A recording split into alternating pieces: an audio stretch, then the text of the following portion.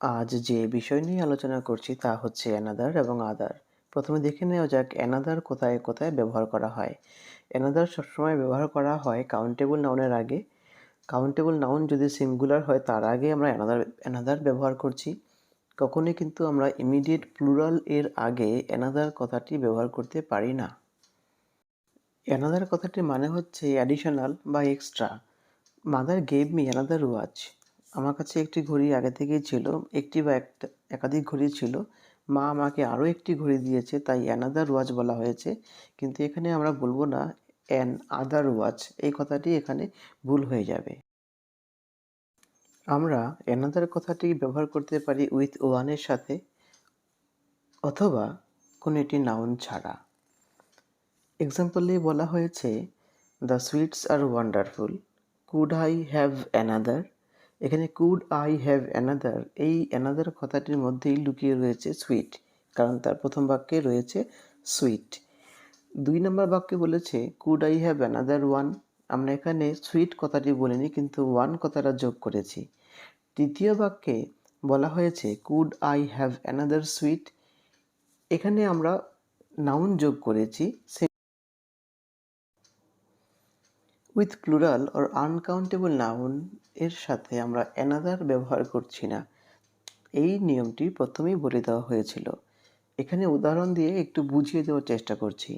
I want another meat. Meat কথাটি uncountable noun.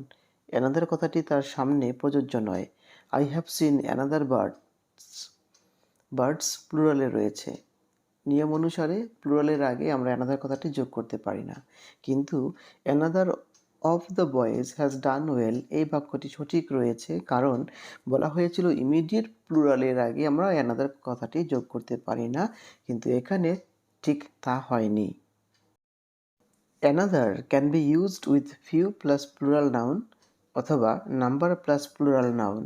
এই দুটো ক্ষেত্রে কিন্তু আমরা আবার অ্যানাদার কথাটির পর প্লুরাল নাউন যোগ করতে পারি। এখানে উদাহরণ দিয়ে একটু বোঝানোর চেষ্টা করছি। He will stay here for another few days. Few days কথাটি প্লুরাল কাউন্টেবল নাউন, তার আগে অ্যানাদার যোগ করা হয়েছে। I need another 4 answer scripts in my class. 4 answer scripts প্লুরালে রয়েছে, কাউন্টেবল নাউন, তার আগে আমরা অ্যানাদার কথাটি যোগ করেছি। এখানে এইভাবে আমরা অ্যানাদার কথাটিকে প্লুরাল এর আগেও ব্যবহার করতে পারি। এবারে আলোচনা করছি আদার শব্দটি নিয়ে। Other is used with a noun without its plural form. Other শব্দটি যখন কোনটি নাউনের সাথে বসছে তখন আদার সিঙ্গুলার হিসেবে বসবে, আদার্স কথাটি হবে না। মানে আদার এর সাথে এস যোগ হয়ে প্লুরাল করা হবে না। উদাহরণ বলেছে who are the other boys. Boys কথাটি প্লুরাল নাউন, আদার কথাটি সিঙ্গুলারই থাকবে, এস যোগ হবে না। The other days were peaceful. Others days, এই দুটো এস পাশাপাশি এইভাবে আদার্স এবং ডেইজ বসানো যায় না। যখন আদার কথাটি কোনো নাউনকে ছাড়া বসছে তখন কিন্তু আদার কথাটির সাথে এস যোগ করতে হয়। দুটো উদাহরণের সাথে এখানে একটু দেখে নেওয়া যাক। Only one book is here, where are the others. The এরপরে কিন্তু আমরা আদার্স কথাটা যোগ করেছি, এস যোগ করেছি। This photographs R old, show me the others. এখানে কিন্তু অন্য কোনো নাউন দেওয়া হয়নি আদার কথাটির পর, তাই এখানে আদার শব্দটিকে আদার্স করা হয়েছে, আদার প্লাস এস করা হয়েছে। ডেফিনিট আর্টিকেল দ্য প্লাস আদার, যখন এই ফর্ম যোগ হচ্ছে তখন আদার শব্দটি প্লুরাল হয়ে যাবে। যেরকম some people prefer bus journey, the others do not. অন্যদিকে one of my students recite well, the others draw well.